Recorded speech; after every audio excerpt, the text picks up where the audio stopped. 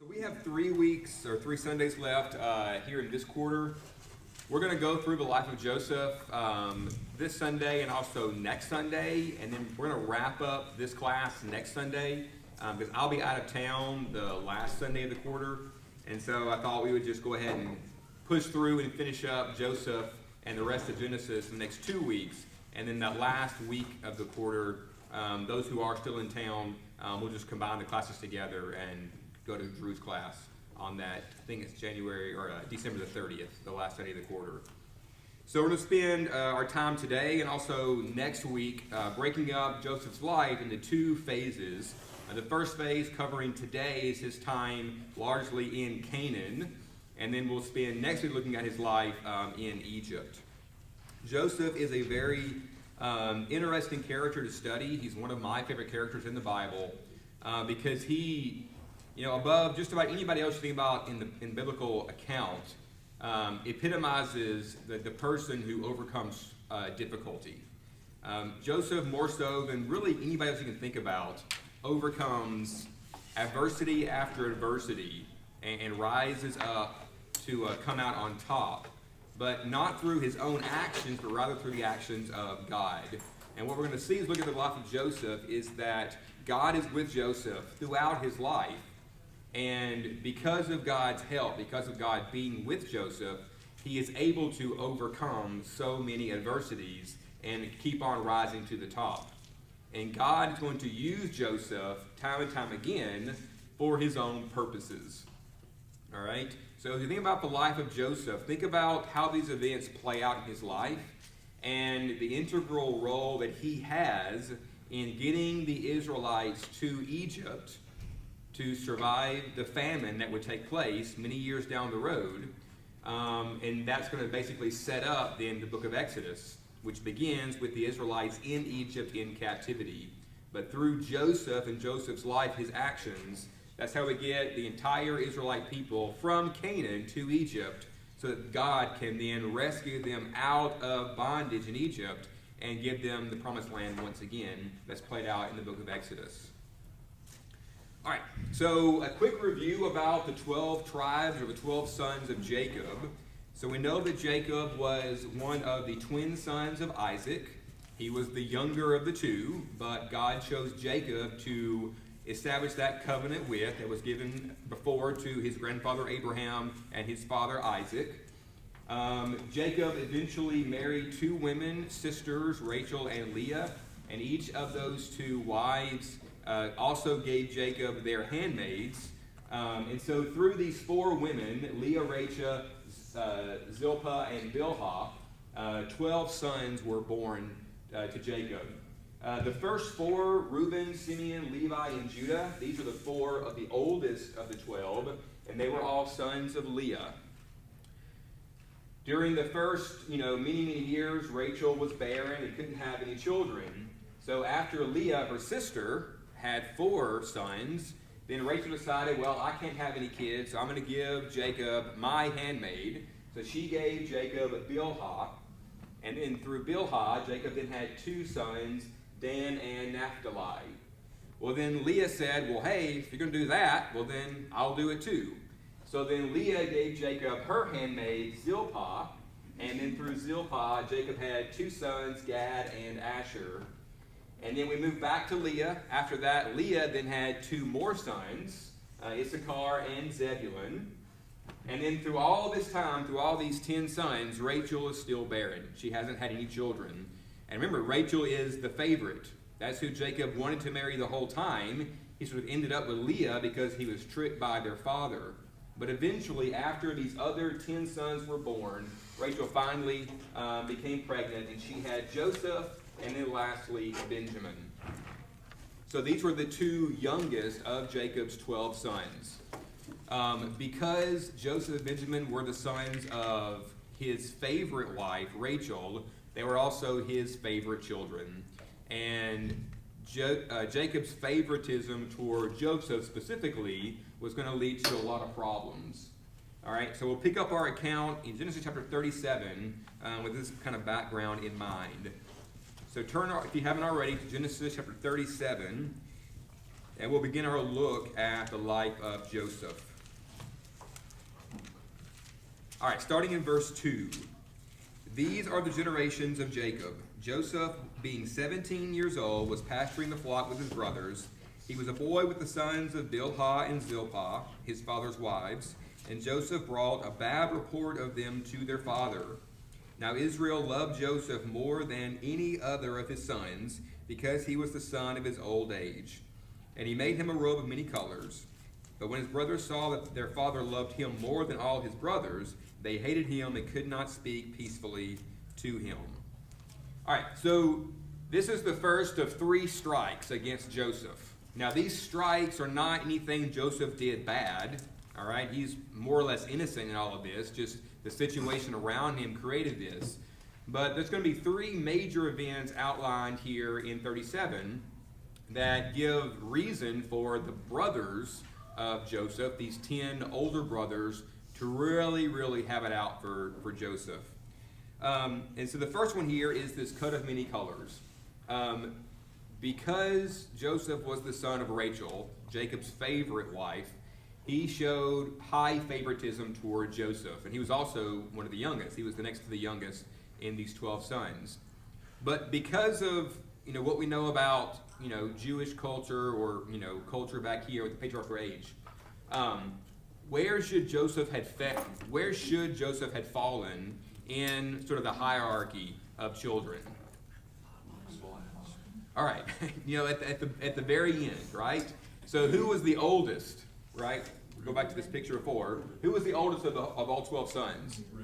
Reuben. So Reuben should have been the one. He was the firstborn, right? All those firstborn things, the firstborn blessing, the higher part of the inheritance, with the trust, all those things with Jacob and Esau before. All those should have fallen really to Reuben.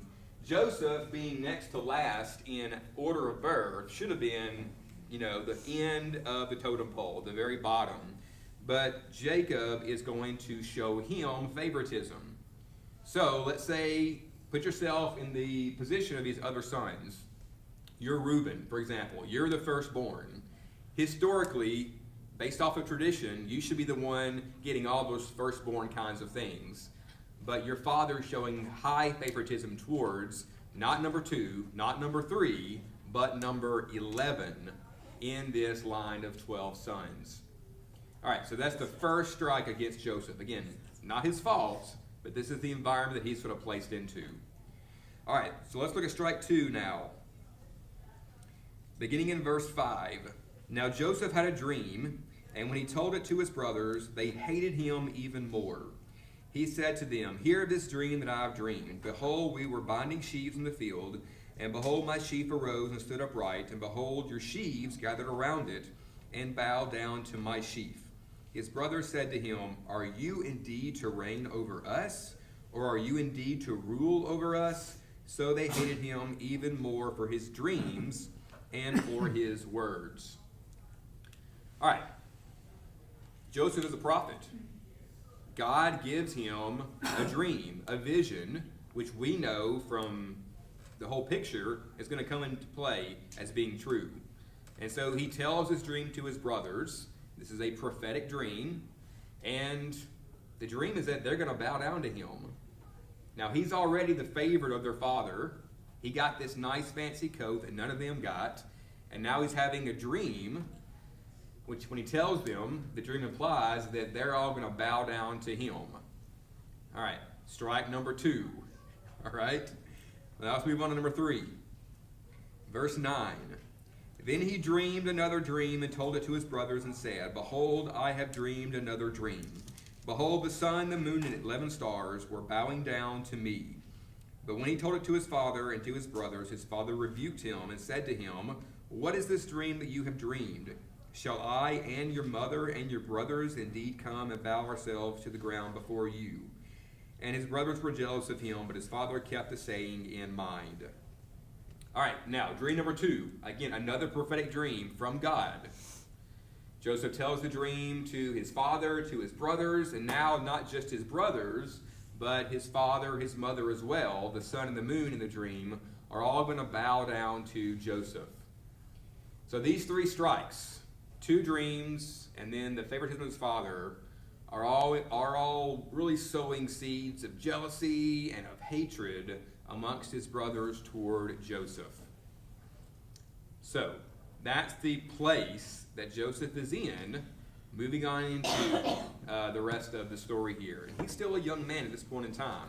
All right, he's not very old at this point in time. His brothers are also not old men, but Joseph is certainly the younger of these various brothers. All right, so pausing right here. What do you think? His father gives him favoritism. God gives him these prophetic dreams. And Joseph is just living his life. And anger, hatred are being sown. And Joseph is the target. There'll be some trouble down the road. Sounds like a disaster. Disaster waiting to happen. Yep. Well, Jacob was the younger, right, of Esau and Jacob, so he knew what a ripoff it was to be a younger child and how you get ripped off all the time and how the older gets everything, just theoretically. Yeah. Could have happened in the Layton household. But contrast how Jacob acted being the younger and how Joseph is acting being the younger. What did Jacob do to get what he wanted, what he thought he deserved? He stole the seed. He stole, he deceived. And what about Joseph? You know, there's a little bit there that I've always wondered about, right? In terms of, was he really supposed to tell this dream? Was he supposed to give the bad report about his brothers? Was that his job, was to report in on everybody else? Or, so did he feed a little bit of this, or was he truly just a total innocent bystander? Yeah, so there's one little nugget in there. The very beginning of the chapter, we don't know what happened, but his brothers did something they weren't supposed to do, and he told his father on them, right? He tattled on them. And then these dreams, just like you said, should he have kept the dreams to himself? I don't know. I don't think he could have. I think they were destined to be that way. No, I would agree. It's all part of the plan. It was all part of God's plan. Yeah. Well, all this played out as part of God's plan. I don't think he could have done anything, period. But God's plan would have carried out with him keeping his mouth closed. But if you look at, He's got to get in that pit somehow, That's right? if you look at this played out, if you read on through the chapter 50 and see the life of Joseph, there's really never a time in his life where you can look back and say, oh yeah, he was stirring the pot back here. Joseph's character, it doesn't seem like that's part of his character based off what we read on through the book. Don't think that at all. He was just a really honest man. Yeah. Well, we all tell our dreams, however stupid they are sometimes, like the one I had last night. But we all tell our dreams, and we don't think nothing about them. Tell us about your dream. No, I don't want to hear it right now. I was finding toothbrushes for the Blue Angels. So there you go. And I had the remote control in my hand for the TV. At this point, he doesn't know his dreams are actually prophetic. Yeah. It's just a dream at this point. There's no reason for him to think that this is going to be true. This is actually prophecy leading up to right now. All right, but basically through no fault of his own, or perhaps minimal fault of his own, he's evoking a lot of jealousy amongst his brothers. So let's talk a little bit about this jealousy amongst his brothers, all right? Proverbs 14, verse 30, a heart at peace gives life to the body, but envy rots the bones. Jealousy and envy are very powerful emotions that of themselves don't do any direct harm, but they can lead to massive problems when acted upon. All right? But those emotions alone do cause harm to the person harboring them. Just like was written here in Proverbs, they rot the bone. They eat at you. When you harbor jealousy or envy towards somebody else, that emotion by itself may not harm somebody else unless you act on it, but it just eats away at you. And it just gets you feeling bad and angry. You're just miserable all the time. Proverbs 27 verse 4, anger is cruel and fury overwhelming, but who can stand before jealousy? Very powerful emotion that can lead to all types of bad outcomes. James 3:16, for where jealousy and selfish ambition exist, there will be disorder in every vile practice. It's hard to have jealousy and envy and not act on it.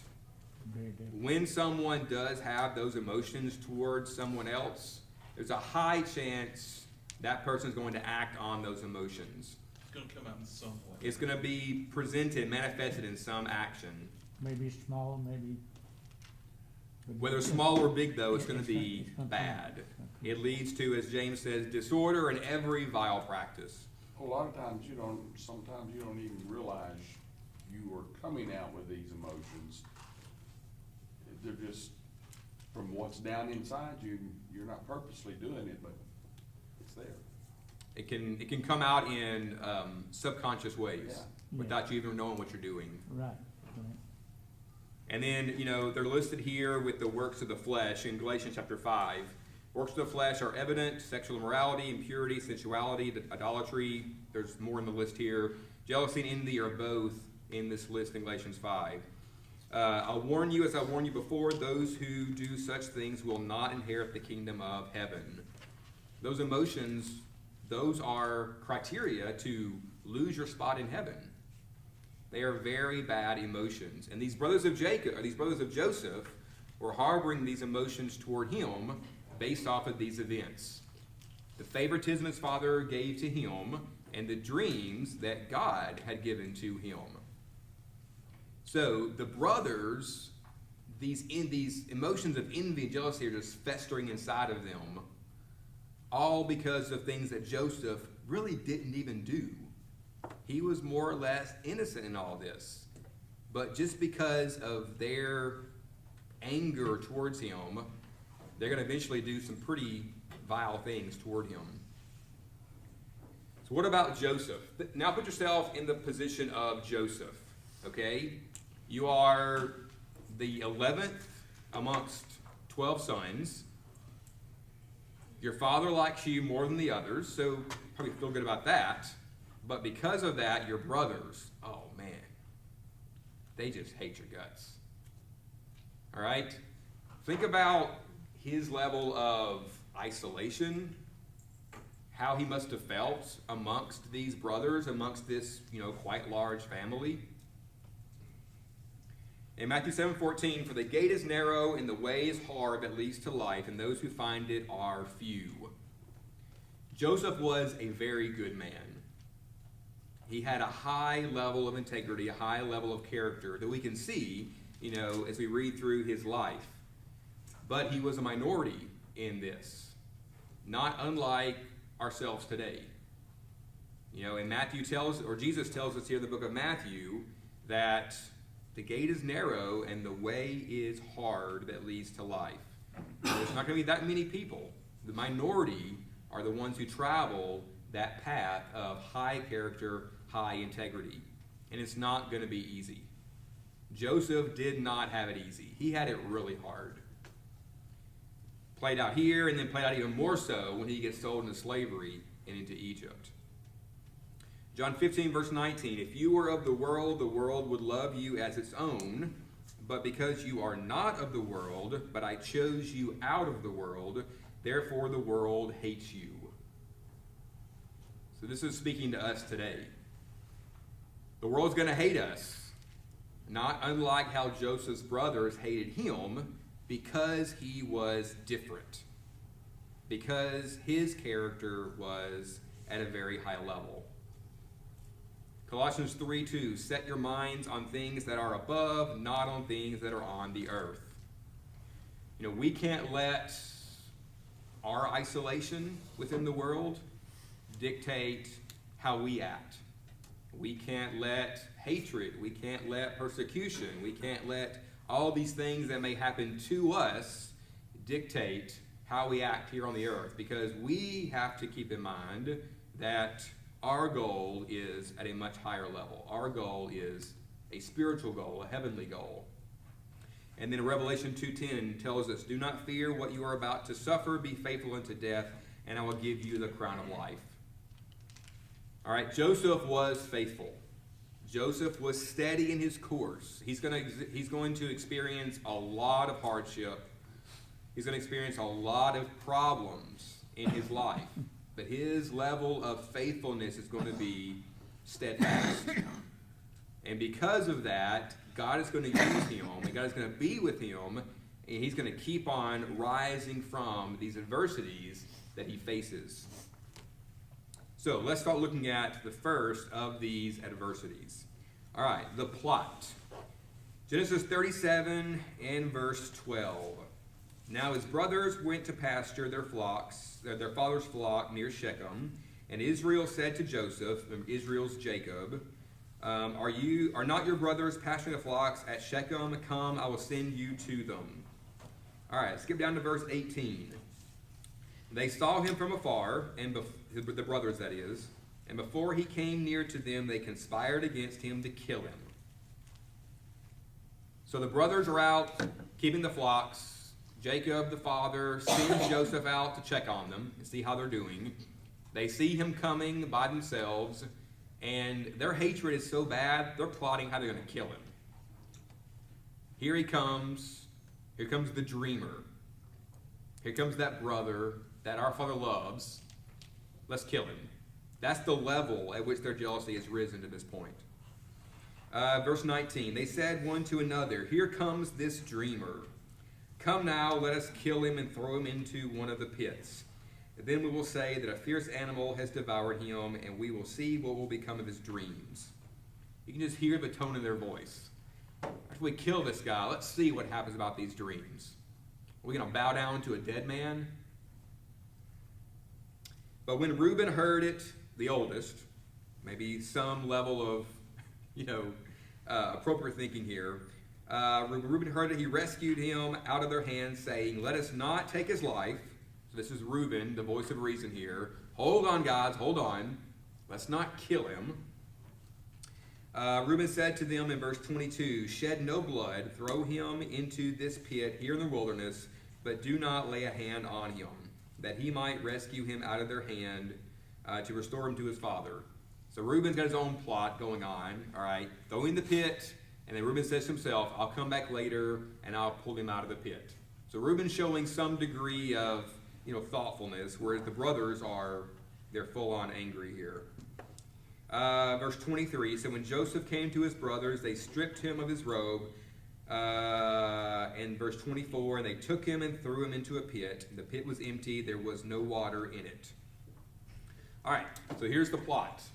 Joseph's coming out, brothers say, let's kill him. Reuben says, hold on, let's just throw him in a pit. All right, let's take a step back here, right? And then Reuben's planning on saving him, after the fact. All right, so then we move on to God's. One thing that kind of bothers me with this is Joseph, he is head of his family, he's raised these kids, he sees them, but apparently he does not see this jealousy and so forth that his brothers have for Joseph. Jacob doesn't see the jealousy. Jacob. He doesn't see it apparently, because if none of us would send our children out into a dangerous situation or a bad situation on purpose. But here, Jacob purposely sent Joseph out to meet his brothers. Well, he obviously didn't think that. They'd go that far. Right. But, it's still, So was he just blind to what was going on in his own family? Or did he think something's going on, but it can't be that bad? Yeah. Isaac was seeming blind to part of this as well with his own twin sons, Jacob and Esau. And, his own wife facilitated the deception there when Jacob received the blessing from Isaac. I think it can be easy to be blind to things that you don't want to see. If they had respect for their father, they wouldn't have shown it to him. They wouldn't have shown their hatred to him. They would have hidden it from him. Mhm. Yeah. But here we are. Joseph's going out to the field, and he's about to get the full brunt of his brother's jealousy and envy. But God's going to intervene here. So what I find interesting here, this next section, is just by chance, this caravan of people happen to be coming by just at the right moment. So think about God's providence here in these next verses. Verse 25, then they sat down to eat. So they threw him in a pit. Like, I'm kind of hungry. Let's have a meal together. That I find a little funny. And looking up, they saw a caravan of Ishmaelites coming from Gilead with their camels bearing various things on their way to carry it down to Egypt. Then Judah said to his brothers, we're not going to make any money if we just kill him. Let us sell him to the Ishmaelites, and that way we get rid of him and we make some money in the process. That's the level of hatred right here, and selfishness as well. Cold. that is cold. 27. Come, let us sell him to the Ishmaelites. Let not our hand be upon him, for he is our brother, our own flesh. So let's let somebody else do the dirty work for us. His brothers listened to him, and then Midianite trailers passed by, and they drew Joseph up and lifted him out of the pit and sold him to the Ishmaelites for 20 shekels of silver, and they took Joseph to Egypt. So what I find really interesting and I think important right here is this is a nugget of God's providence. Right? He's in the pit. They're ready to kill him. Reuben is halted that briefly. And just by chance, this caravan of traders passes through. And Judah has this idea of making some money in all of this. But where are those traders going to take Joseph? To Egypt. So this is God acting right here to save Joseph, to get Joseph to Egypt and set up all of these events that would eventually get all of Jacob's family to Egypt. They go into captivity, and then God would bring them up out of captivity and save his people, save the Israelites. So even, 400 plus years before God rescued his people from Egypt, this event right here is setting it all up to get them to Egypt, selling Joseph into slavery with this Ishmaelite caravan. But really just one in, a great series, right? Because it's... Oh yeah, there's going to be many more. Right. Joseph, then the family, then the nation grows. I mean, there's just so many steps in this providential plan. It's There are. Yeah, we're going to see many, many steps as we go along. This is just one of them. Most of us would say, what have I done? That all these calamities have fallen upon me. He doesn't lose heart. Positive, we'd go the other way. He's not going to lose heart in all of this.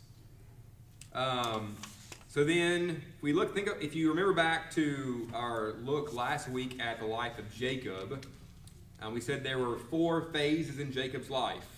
One of them was Jacob the, what's the D word? Deceiver, and then Jacob the deceived, and then Jacob the distressed. He was distressed because he was about to go meet his brother Esau and wasn't sure if he was going to survive. And he was also distressed because what we see right here, that he's going to think that his favorite son Joseph is dead. So let's read through that. Verse 29, when Reuben returned to the pit and saw Joseph was not in the pit, he tore his clothes and returned to his brothers and said, the boy is gone, and where shall I go? So apparently Reuben wasn't there when they sold him into slavery.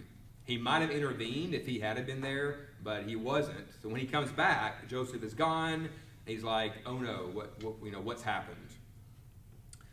So they take Joseph's robe and they slaughter an animal and they put blood on it.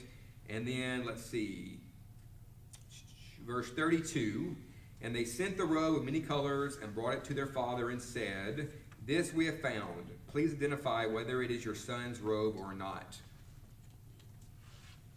This is another one of those just kind of cold things. Like, obviously it's Joseph's robe, but they're going to say, Dad, Is this Joseph's robe? We found it in the pasture. It's covered in blood. Clearly it was Joseph's robe, but they're presenting it as if, maybe it's not. Maybe there's hope. But clearly it was Joseph's robe. Verse 34, then Jacob tore his garments and put sackcloth on his loins and mourned for his son many days. And then he says in verse 35, no, I shall go down to Sheol to my son mourning. So he says, I'm going to go to my grave mourning for my son. And so Jacob would spend many, many years distressed because his favorite son, he believed, to have been killed. But then what was the fourth stage of Jacob's life? Jacob the delighted, because he would find out years later that Joseph was in fact alive and was reunited with Joseph in Egypt, and we'll see that next week. So those are the four stages there of Jacob's life, and here is a big part of why he went through that period of, sadness, grief, depression, because his favorite son he believed to be dead. All right, so that brings us to verse 36. Meanwhile, the Midianites had sold him, Joseph, into Egypt to Potiphar, an officer of Pharaoh, the captain of the guard. So Joseph is brought over to Egypt. All right, we're going to skip 38 and go over now to 39.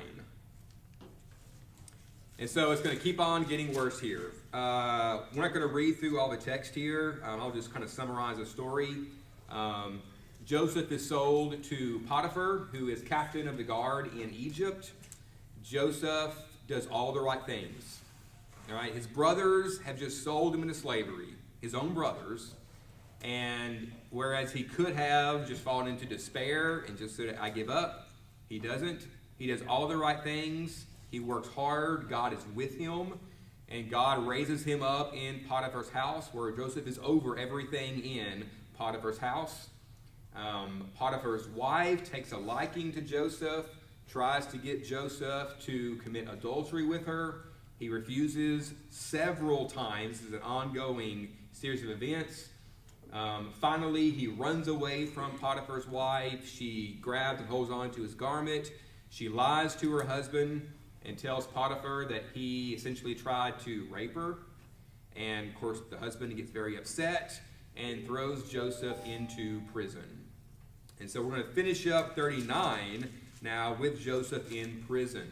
So he kind of rose up in the ranks a little bit, and now he's thrown into prison. He falls right back down. But the end of 39 is also important because even in prison, Joseph does all the right things.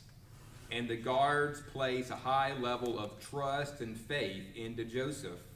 And basically, he's put in charge of the prison as much as a prisoner can be.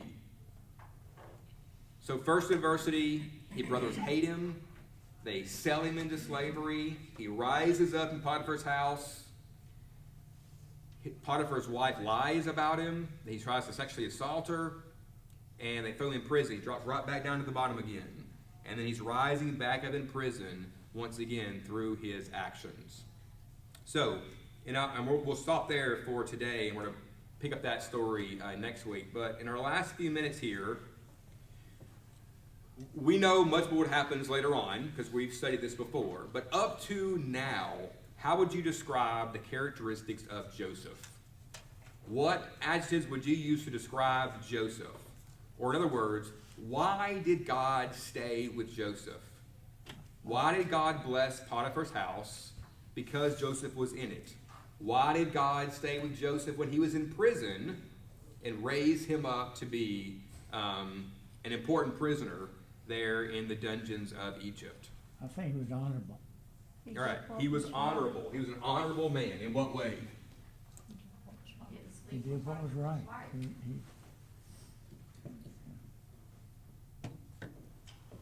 All right, he was an honorable man because he could have taken advantage but didn't when Potiphar's wife was trying to seduce him. He was faithful. All right, he was faithful in what way? In all situations he found himself in, his integrity and trust in God was there. All right, I like that word there, integrity. I do too. He had a high level of integrity. He was resilient.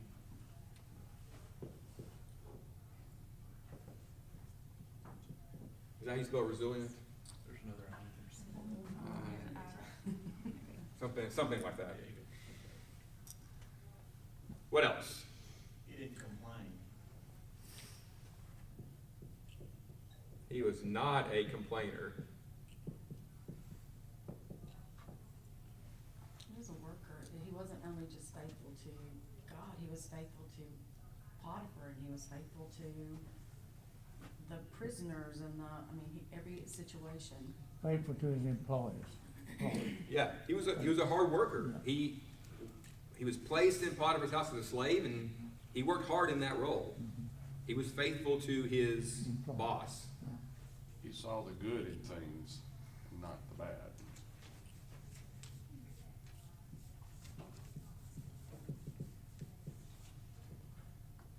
So let's say he was optimistic.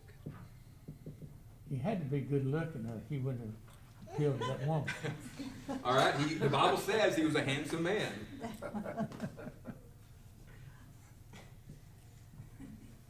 There had to be some trust. I mean, so he trusted in God. He had to have trust or he would have given up. Mhm. If it's like, it's just not gonna work.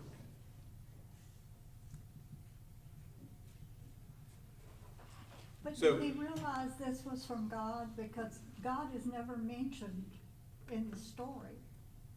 Did he know that this was from God, that this was what he was? Well, I would say it's unlikely he knew that God was facilitating all of this through providence in the background, but he knew God. I mean, God spoke directly to Jacob and gave him promises. And so one would assume that Jacob told his sons, his family, about God and about, God's promises to Abraham and to Isaac and then to Jacob himself. So he, I would assume, knew God. Now, whether God spoke to him is not recorded in the Bible, and, you would assume that he didn't know that God was playing all this out. Well, towards the end, when his brothers came, he said, "You sought it for evil to me, but God did it for good." That's right.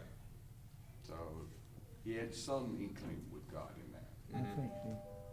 So, all of these features, these qualities of Joseph, are the qualities that we ourselves need to mirror. Handsome? Well, maybe we can't help that one. We can't help that one. But God chooses people based off of our actions, right? And when we mirror these features that Joseph mirrored, God will be with us just like he was with Joseph throughout his life. And then we'll pick up right there and see how this all plays out next week.